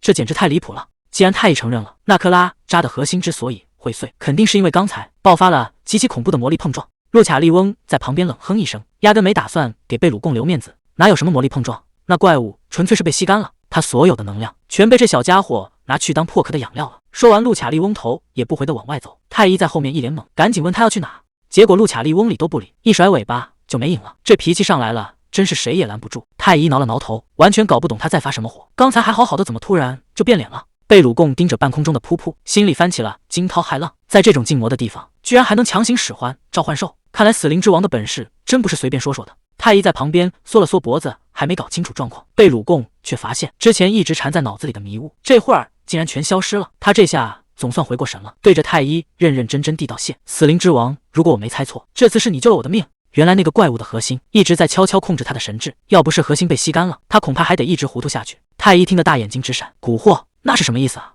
贝鲁贡叹了口气，开始回忆起3年前的事。那时候他把克拉扎的武器带回了自己的房间，也就是从那天起，一切都变得不对劲了。那些糟糕的记忆总是在他脑子里转个不停。当时他变得特别暴躁，根本控制不住自己的脾气，整个人就像变了样。太医在一旁听得一愣一愣的，原来噗噗刚才是在帮贝鲁贡清理那些坏情绪吗？贝鲁贡接着提到了一件旧事，他说只要是上了年纪的人，肯定都听说过那场惨剧，也就是著名的海瑟戴尔事件。太医这下可犯了难，他掰着小手指头数了半天，自己才几岁啊，离40岁还差得远呢。可为了不让贝鲁贡起疑，太医只能硬着头皮装大人，支支吾吾地说自己好像确实听说过那么一点。贝鲁贡倒是没怀疑，毕竟那件事当年闹得那么大。贝鲁贡提到了那个惨剧的元凶，海瑟戴尔领主的儿子。那家伙先是袭击了医院，接着用一把武器夺走了90条无辜的性命。贝鲁贡咬着牙说出了真相，那把杀人的凶器竟然是他亲手打造出来的。太医在旁边听得整个人都呆住了，他怎么也没想到，这个看起来粗犷的大叔心里竟然藏着这么沉重的秘密。贝鲁贡捂着脸，语气里全是后悔。他说自己以前从不接私人委托，可偏偏那次他没法拒绝那个男人的请求。贝鲁贡也是在战场上长大的，见过太多为了魔力士拼命的人。那个男人平定了内乱，贝鲁贡觉得他是个英雄，所以才想帮他一把。他原本以为自己的武器能换来和平，结果呢？几个月的时间，贝鲁贡终于把那把剑打好了，这可是用了当时最新的技术。他还给这宝贝取了个响亮的名字——铁血之魂。本来指望它能成为传世名作，结果呢？消息传回来的时候，贝鲁贡整个人都懵了。他亲手打造的神兵利器，竟然成了屠杀无辜百姓的凶器。明明知道武器就是用来杀人的，可他偏偏还抱着那种天真的幻想，觉得这把剑能带来和平。这下他连自己都恨上了。那个杀人凶手最后被处决了，可到死都没有半点悔改的意思，只留下这一片望不到头的坟墓，还有那些家属没完没了的哭声。打那以后，贝鲁贡连锤子都不敢拿了。贝鲁贡还在那儿钻牛角尖，他说既然选了铁匠这行，就没法说不干就不干了。现在想想那时候的自己，简直蠢透了。太医这下是真听不下去了，他直接冲过去安慰贝鲁贡：“厂长，这根本不是你的错，要怪就怪那个拿剑杀人的坏蛋。”贝鲁贡这下彻底没词了，他怎么也想不通，眼前这个实力恐怖的小家伙，怎么会为了他的这点陈年旧事难过成这个样子？贝鲁贡心里那块大石头总算松动了一点，他尴尬的咳嗽了2声，说不管怎么说，那份责任他还是得担着。他赶紧解释说自己虽然脾气臭点，但绝对不会无缘无故赶走客人。太医这下全明白了，原来这就是害怕的感觉啊。贝鲁贡咬着牙说，自从那把杀人凶器留在他这儿，他就整天提心吊胆，生怕当年的惨剧会再次发生。这就是整件事的来龙去脉了。太医听得整个人都快炸了，原来贝鲁贡之前对他们那么凶，全是因为噗噗一直在刺激贝鲁贡心里的阴影。太医气得大喊一声：“噗噗！”洛卡利翁正偷偷摸摸叼着包，他盯着噗噗说：“你跟着我干什么？我可不会给你留半点情面。”洛卡利翁这下是真的火了，他直接质问对方：“你现在是在跟我装傻吗？”在噗噗看来，就是因为这个人的出现，太医的魔力才会一直外泄。噗噗越说越离谱，觉得这家伙根本不该醒过来，老老实实待在安息之床多好。这副身体连魔力都存不住，强行降临简直就是浪费，纯粹是在糟蹋太医的精华。洛卡利翁听得心里直冒火，这头像说话太难听了，而且每一句都戳在了痛处。其实从安息之床醒来开始，洛卡利翁就发现不对劲了，总觉得背后有什么东西在追他。洛卡利翁当时只有一个念头，那就是赶紧变回原形，离这个鬼地方越远越好。虽然不知道背后是谁在追，但他已经做好了拼命的准备，甚至打算能吸多少魔力就吸多少，然后立刻跑路。可就在他准备动手的时候，情况却发生了反转。太医的声音一直在他耳边绕，怎么都甩不掉。看着眼前这个熟睡的小女孩，路卡利翁心里竟然冒出一个让他自己都觉得荒唐的想法。他觉得太医就像是一个必须由他来守护的君主，那种绝对的威严让他根本没法反抗。明明太医的魔力多得数不清，分给他一点也无所谓，可他现在竟然犹豫了。洛卡利翁心里其实门儿清，就像那个怪物说的一样，他现在的身体根本存不住魔力，再这么耗下去，太医迟早会被他拖垮。洛卡利翁这下彻底爆发了，他指着对方鼻子开骂：这辈子都不可能信任你，更别想趴在太医身上当寄生虫。在陆卡利翁眼里，噗噗，现在这副样子全是装的，就是为了投其所好，讨太医的欢心。这种黑心肠的家伙，到底哪里跟可爱沾边了？既然你根本不在乎太医，那也没必要留着你了。噗噗已经动了真格，大不了大家鱼死网破，直接把这片空间彻底封死。太医这一嗓子，直接把火药味给压下去了。他叉着腰开始训话：趁我不在偷偷打架，你们到底想干什么？太医现在愁得不行，要是你们不听话，外面的人肯定要说我没教好。陆卡利翁这下彻底破防了，谁是小宝宝啊？堂堂一头龙，怎么就成不听话的小屁孩了？太医可不管这些，转头就开始教训那个装可怜的怪物。别以为卖萌就能混过去，乱碰别人的伤疤就是不对。结果这家伙还挺会找借口，说什么为了生存，这是大自然的法则。太医这心肠还是太软，听完竟然觉得有点道理。为了活命才吃魔力，好像确实没法怪他。洛卡利翁在旁边看得干焦急，这哪是大自然法则，这分明就是高端绿茶在演戏啊！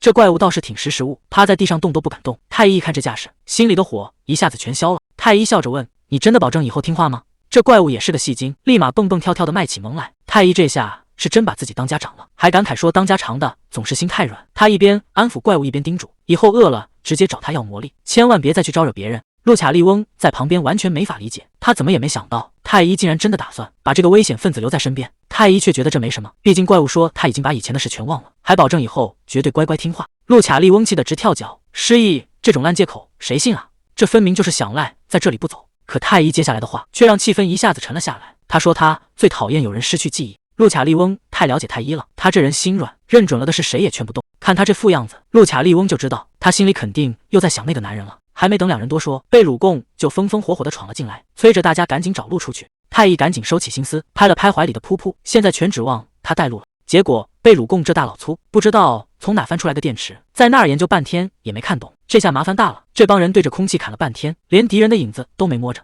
维尔气得直跺脚，看不见也摸不着，这仗还怎么打？蒙面男人冷冷地回了一句：早就跟你说没用了，这根本不是靠蛮力能解决的事。为了搞清楚状况，他们把佣兵团都调过来了，甚至动用了魔法去探测空间，结果全打了水漂。现在唯一的希望全落在了塔塞坦身上，要是他不露面，这局谁也破不了。可就在这时候，前线传回了一个离谱的消息，原本正往这边赶的塔塞坦竟然在半路掉头回去了。消息传到指挥官这儿，手下人心里直打鼓。陆卡利翁可是这次的主力，就这么让他带人走了，这仗还怎么打？指挥官虽然心里也没底，但话还得说得漂亮，既然指望不上外援，那就只能靠自己硬扛了。结果呢？现实比嘴硬更残酷，没了他带头，这帮人就像丢了魂一样，除了放弃根本没别的招。瓦斯托这下彻底懵了，原本以为协会派人来支援，这事儿就算稳了，谁能想到这帮人竟然说走就走。男人头也不回的往外走，既然没别的法子，留在这儿也是浪费时间。什么排名，什么荣誉，这些虚名在人命面前根本一文不值。当初当佣兵不就是为了救人吗？总不能眼睁睁看着无辜的人死在怪物手里。就在大家心灰意冷的时候，头顶上突然传来了动静，这声音听着就不对劲。男人指着天花板大喊：快看那边！原本平静的空间竟然开始像纸一样被撕开了，这下全乱套了。谁也没想到那个一直找不着的亚空间竟然会以这种方式直接在大家头顶上现形了。女人一看这架势，立马让大家伙儿抄家伙。这亚空间早不现形晚不现形，偏偏这时候突然冒出来，谁知道里面会钻出个什么怪物。眼看这帮人就要动手，洛迪斯急得赶紧拦在前面，千万别开火，这要是真打起来，后果谁也担待不起。就在两边僵持不下的时候，裂缝里竟然传出了太医的声音。小家伙一边挤一边抱怨：都说了别推了，这缝儿本来就这么点大，再挤大家都得卡死在里面。唰的一下，两个身影总算从红光里挤了出来，这下全场都炸锅了。原本以为这辈子都见不着了，结果团长竟然活着回来了，大家伙儿高兴的又蹦又跳，这悬着的心总算是能放回肚子里了。贝鲁贡这一嗓子差点没把房顶给掀了，这帮人光顾着发愣，也不看看现在是什么情况，再这么掉下去，大家伙儿非要摔成肉饼不可。他急得直跺脚，赶紧让人拿东西来垫着，旁边的人都看傻了。就在这乱成一锅粥的时候，一阵整齐的脚步声传了过来，金发男人不紧不慢地走上前，语气里满是淡定，看来这回是用不着我亲自动手了。这位可不是一般人，他就是卢米内家族圣骑士团的总指挥官瓦伦蒂斯。贝鲁贡这嗓门简直要掀翻屋顶，他一边捂着流血的脑门，一边冲着手下破口大骂：“早就说该检查装备了，你们这群家伙平时就知道偷懒！”旁边的守卫吓得够呛，长老，这血流的止都止不住，赶紧去拿担架过来救人。女人根本顾不上这些琐事，她现在只想知道真相，那个怪物真的被解决了吗？这里到底发生了什么？虽然大家都想找负责人问清楚，但眼下救人才是最要紧的。贝鲁贡这伤势再不处理，可就真麻烦了。就在这一片混乱里，太医正被一群人围着嘘寒问暖，大家生怕这小宝贝受一点伤。太医抱着粉色小书包，小声嘟囔着自己没事。男人觉得既然大家都平安回来了，那怪物肯定是被彻底解决了。女人却立刻发现了不对劲，既然怪物死了，那最重要的核心去哪了？贝鲁贡这一嗓子直接让全场都安静了，核心竟然凭空消失了，这下谁都没法交代了。女人觉得这简直是胡扯，那种级别的怪物核心怎么可能说没就没？贝鲁贡也急了，事实就是找不着了。眼看两边要吵起来，瓦伦蒂斯站了出来，他提议换个地方再细说，还得把佣兵团的首领们都叫上，一起做个最后的汇报。最后他还没忘点名，那位传说中的死灵法师王也必须到场。瓦伦蒂斯这个名字一出来，瓦斯托和身边的人全愣住了，谁能想到这位大人物会亲自现身？不过转念一想，这反倒是省了去找他的麻烦。太医抱着小书包，一脸好奇，这人到底是谁啊？能让大家反应这么大？维尔赶紧在一旁科普，这位可是圣骑士团的总司令官，这身份可不是一般的显赫。35年前就是他讨伐了怪物，还把最珍贵的核心捐了出来，也就是大家一直心心念念的那宝贝。现在核心出了状况，这位传说中的大英雄终究还是坐不住了，这下连皇室都惊动了。既然救援行动闹得这么大，上头肯定要查个水落石出。太医这下被问住了，核心消失的时候他就在现场。维尔提醒他，待会儿肯定少不了一顿盘问。不过维尔接下来的话才是真正的重磅炸弹，这位圣骑士团的总司令官竟然亲自从皇都赶过来了。最关键的是，他手里可能有关于太医父亲的线索，原本只是来交叉的，这下太医可坐不住了，只要能找到爸爸，什么盘问都不重要了。这趟皇都之行看来是必须要去了。瓦斯托这次态度很坚决，虽然这一趟肯定不轻松，但他告诉太医这一趟必须得去。为了保险起见，他决定亲自陪着太医一起出发，毕竟接下来的场面可不是一个小女孩能应付的。可大家都在找的核心到底跑哪去了？谁能想到太医的粉色小书包里竟然钻出了个活物？这下太医也犯难了，核心已经完全变了样，这该怎么跟那帮大人物交代？旁边的诺迪斯也看懵了，这难道是太医心动出来的召唤兽？可这根本就不可能啊，在那片亚空间里根本就没法动用魔力。其实真正的秘密全在太医手腕上的这串珠子里，那个所谓的魔石其实是个有灵性的精灵，能随便抹掉别人记忆的手串。诺迪斯直接被吓傻了，谁能想到太医手里的这串珠子竟然就是传说中的遗物，而且这东西还是从核心里蹦出来的。在帝国和圣骑士团眼里，佣兵团根本没资格拥有遗物，只要被他们盯上，绝对会被强行收走。可现在的关键是，这宝贝已经在太医手里了，一个小女孩拿着这种神物，简直就是怀揣着定时炸弹。这下太医彻底慌了神，核心变成的小家伙既不是什么稀有的魔兽，也没法再靠吞噬别人的痛苦活下去。万一那些大人物要把这个小生命抢走，甚至直接处理掉怎么办？这种事绝对不能发生。太医死死抱住怀里的小书包，既然现在自己成了他的家长，那就必须得想个万全之策，把他给藏好了。就在太医还在纠结的时候，对面那个尊贵的女人开口了。这地方虽然看着冷冰冰的，但作为第一次见面的场所，倒也还算体面。这两位大人物一开口，身份可都不简单。女人先亮了底牌，说自己是专门来救场的。旁边那个黑衣服的男人更是死神团的头儿，他盯着太医问个不停，想确认那传闻中的死灵魔法到底是不是真的。女人也觉得不可思议，按理说法师觉醒怎么也得等到10几岁吧，她倒想看看太医到底是什么时候开的窍。结果太医弱弱的回了一句，也就1个半月前吧。这话一出来，两个大佬当场就石化了，这哪是什么天才啊，这简直就是个怪物。女人整个人都听傻了，一个才觉醒1个半月的法师，不仅组建了佣兵团，甚至还带头围攻了魔力石。瓦斯托在旁边尴尬的不行，只能硬着头皮承认，没错，这事儿确实是真的。女人根本不敢相信自己的耳朵，这简直是在开玩笑。普通法师光是学会第1个咒语，起码也得花上3年时间。他盯着眼前的太医，心里全是怀疑，这谎撒的也太离谱了。就算想演戏，好歹也编个像样点的理由吧。女人冷笑一声，如果这事儿是真的，那太医简直就是个奇迹。可这逻辑根本说不通，觉醒了罕见的属性，立马就能组建势力，这一切发生的太顺理成章了，反而让人觉得到处都是破绽。就算是为了博人眼球，这代价是不是也太大了点？女人冷笑一声，这故事编得也太离谱了，简直就像在听什么蹩脚的剧本。她压根就不信这世上能有这种天才。结果太医这孩子根本没听出话里的讽刺，反而美滋滋地道了谢，还一脸自豪地说，大家都夸他厉害呢。这下轮到女人尴尬了，她赶紧摆手解释自己真不是那个意思。谁能想到这孩子居然单纯到了这种地步？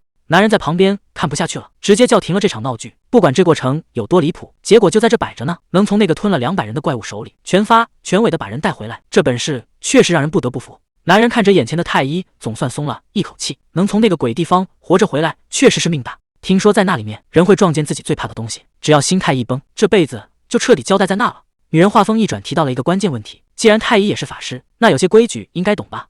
一般的小怪物被打死的时候，核心也就碎了，可这次遇到的那个大家伙，情况完全不一样。那个怪物的核心可没那么容易消失。太医现在心里慌得不行，正拼命想此儿呢，这要是圆不回来，麻烦可就大了。他憋了半天，才小声嘟囔了一句，说那核心已经碎了。这话一出来，女人当场就炸了，怎么可能说碎就碎？太医赶紧解释说自己真没撒谎，当时他的召唤兽从亚空间冲出来，虽然把雾气给清干净了，但也顺手把核心给弄没了。就在女人满脸狐疑的时候，正主推门进来了，这位总司令官瓦伦蒂斯居然说太医刚才那番话跟厂长的证词对上了。女人这下更坐不住了，她直接当面反驳，在那片亚空间里，连最基本的魔力操控都做不到，更别提什么召唤兽了。这种常识性的问题，瓦伦蒂斯不可能不知道，可他为什么要帮着圆谎？女人越想越觉得不对劲，这事儿从头到尾都透着古怪，她的直觉告诉她，这里面肯定有猫腻。她冷冷地扫了一眼旁边的太医，这孩子到底还瞒了多少事？这下麻烦真的大了。大家可别忘了，那颗核心可是传说级的宝贝，从皇室到雇佣兵，盯着他的人能排到城门口去。女人冷哼一声，光凭几句话就想结案，万一有人手脚不干净，偷偷把核心给私吞了呢？被鲁公这暴脾气哪受得了这个？他直接吼了出来，你这是怀疑我，还是怀疑死灵法师王私吞了宝贝？女人根本不吃这一套，她坚持要公事公办，为了把事情弄清楚，必须得来一场彻底的调查。瓦伦蒂斯在旁边一言不发，这局面是越来越僵了，看来这回谁也别想轻易脱身。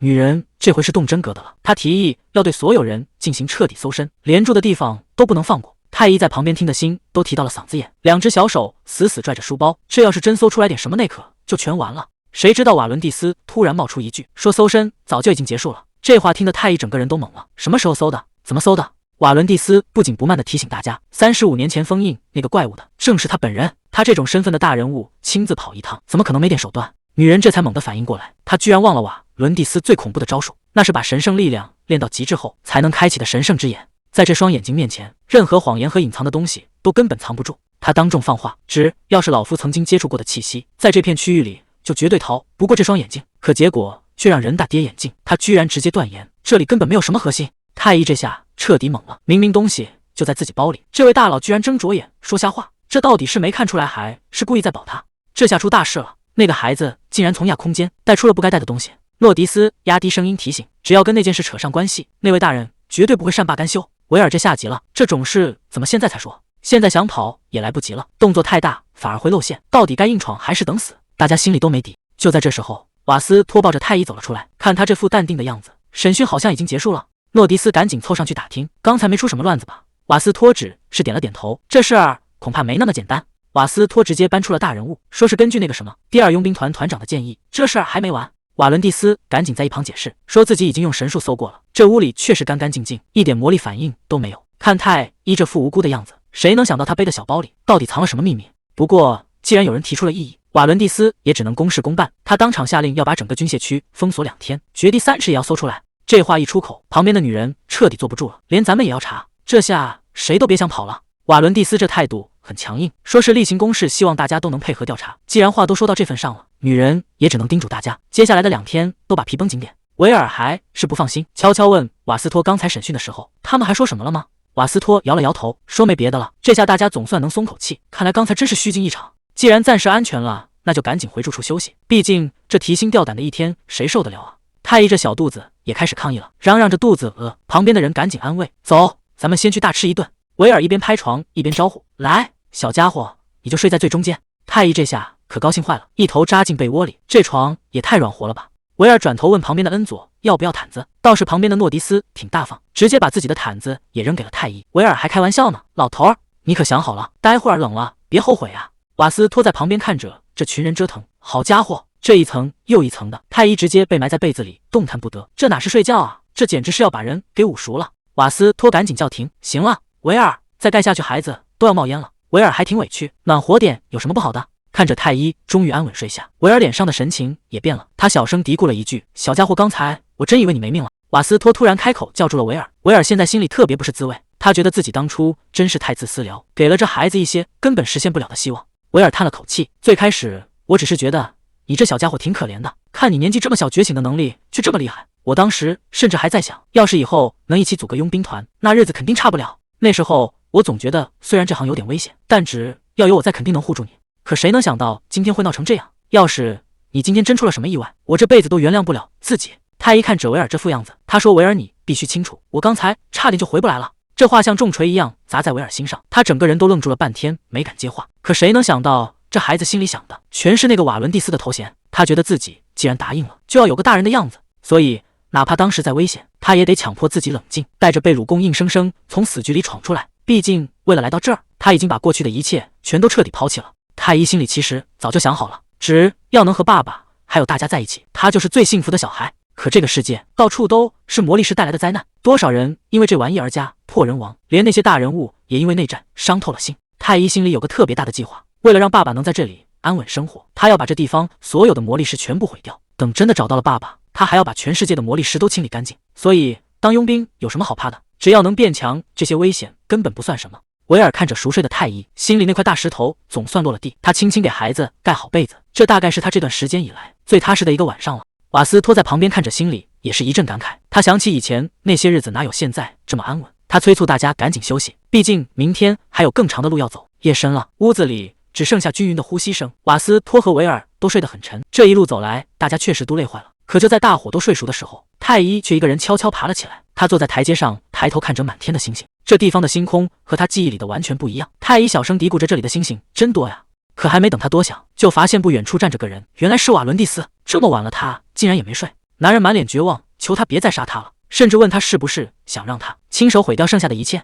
那张全家福上，除了那个爱笑的小男孩，所有人的脸都被抹黑了。原来那个叫忒修斯的家族早就已经彻底消失了。当初动员令下来的时候，瓦伦蒂斯压根没想过那个孩子竟然真的会回来。这事儿成了他心里的一根刺，让他这些年一直不得安生。明明人还活着，却非要当成死人来对待，这事儿换谁都得疯。他嘴里念叨着埃莉诺拉的名字，他心里全是后悔。要是他还在，这一切是不是就不会发生了？瓦伦蒂斯这会儿正难受呢，满脑子都是当年的后悔事。结果一抬头，竟然看到了那个日思夜想的人。这幻觉还没散干净，身后突然传来了动静，一下子把他拉回了现实。太医不知道什么时候过来了，正仰着小脸看他，还叫出了他的头衔。这孩子也是心细一眼就看出他不对劲。瓦伦蒂斯指挥官，你是在难过吗？到底出什么事了？瓦伦蒂斯赶紧把脸扭过去，说这是他的私事，不想让小孩子掺和。太医这孩子心肠软，直接把手帕递了过去，让他拿这个擦擦脸。瓦伦蒂斯没再拒绝，接过了这份好意，轻声说了句谢谢。太医盯着瓦伦蒂斯看，越看越觉得不对劲，这长相怎么跟爸爸这么像？可瓦伦蒂斯这会儿心思全在那串手链上，这东西竟然在发光，这可不是普通的首饰，而是一件带着神圣力量的圣物。麻烦的是之前根本没人汇报过这事，瓦伦蒂斯这下头大了，这圣物的事要是捅出去，那可是要受罚的大罪。可现在这情况，他到底该怎么处理？太医就这么静静地看着他，眼睛泛起了泪花。瓦伦蒂斯微微一怔，他还是没忍住，小声问了一句：“你为什么要哭？”咱家太医这小嘴是真硬，明明委屈的不行，还非说自己只是差点哭了而已。瓦伦蒂斯顺着话茬问了一句：“你的真名是叫太医吗？”这孩子也是没心没肺，直接就给承认了，还说死灵法师王只是个外号。可瓦伦蒂斯接下来的话让他当场就愣住了，随便把真名告诉陌生人，真的没问题吗？太医这下才开始后怕，光凭一个名字，身份应该不至于暴露吧？万一真的被认出来，那可全完了。其实他之所以这么不设防，全是因为眼前这个瓦伦蒂斯长得实在太像他爸爸了。看着这张脸，太医心里那个秘密他是快要藏不住了。太医这下总算反应过来了，赶紧求人家千万别说出去，毕竟真名要是传开了，那麻烦可就大了。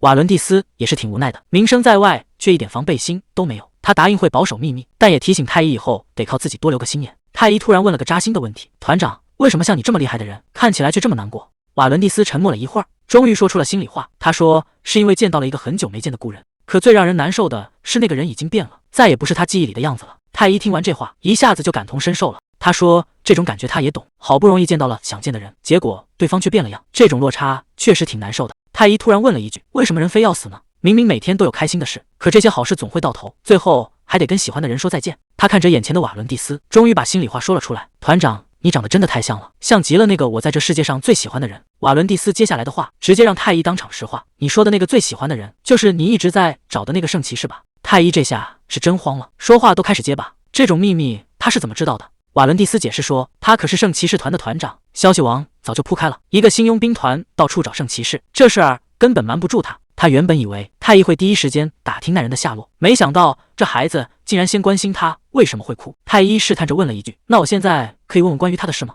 瓦伦蒂斯答应得倒是挺痛快，太医赶紧把憋在心里的话问了出来，这里有没有一个叫金英秀的圣骑士？结果这盆冷水泼的是真快，瓦伦蒂斯直接聊当地告诉他，圣骑士团里压根就没这号人。这下太医彻底傻眼了，瓦伦蒂斯甚至还觉得奇怪，说这种事你应该早就知道才对。直到这一刻，太医才想明白，原来自己一直当成宝贝的线索，竟然只是爸爸的一个假名，最关键的信息居然是假的。那接下来的路到底该往哪儿走啊？瓦伦蒂斯看太医这么失落，又给他指了条明路。既然名字是假的，那你还记得那个骑士长什么样吗？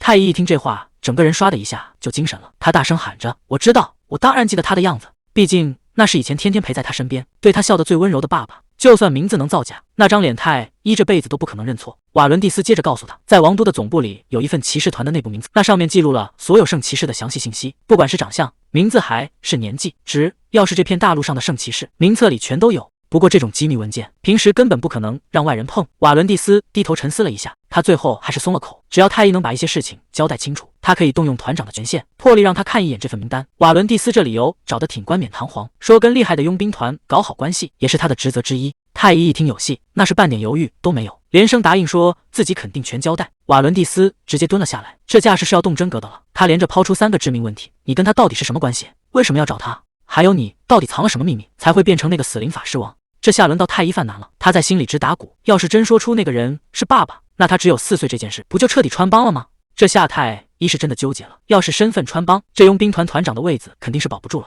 但如果不说，这可能就是找到爸爸的唯一机会。比起手里的权力，他更想见那个最亲的人。太医最后还是摊牌了，那个人就是太医的爸爸。其实早在收到死亡通知书的那天，这个只有4岁的小女孩就已经做好了觉悟，一个人来到了这里。太医低着头说自己根本不知道爸爸在哪，团员们怕他遇到危险，一直把这件事瞒着他。瓦伦蒂斯整个人都听傻了，他脑子里飞快地转着，终于把所有的线索都对上了。原来这个所谓的死灵法师王并不是什么老怪物转世，他就是在本地出生，又在异世界经历过生离死别，最后带着满身魔力杀回来的那个孩子。瓦伦蒂斯这下彻底明白了，太医根本不是在装小孩，她真的就只是个拥有毁天灭地力量的小女孩。太医可没心思管她在想什么，直接问她现在能带我看名册了吗？瓦伦蒂斯最后还是松口了，行吧，我让你看就是了。太医一听乐坏了，赶紧追问一句，真的吗？咱们可拉过钩了。瓦伦蒂斯点头答应的挺干脆，说肯定说话算话。太医高兴的直接扑了上去。就在这一抱的功夫，周围突然冒出一阵强光，这小丫头竟然直接发动了圣物。瓦伦蒂斯这下全明白了，这哪是单纯的拥抱啊，这是要把他的记忆给抹了。合着太医刚才那些话全是套路，等拿到承诺，就打算让他把刚才的事全忘了。瓦伦蒂斯看着怀里的小家伙，这下是真的服了，你这孩子心眼子也太多了吧。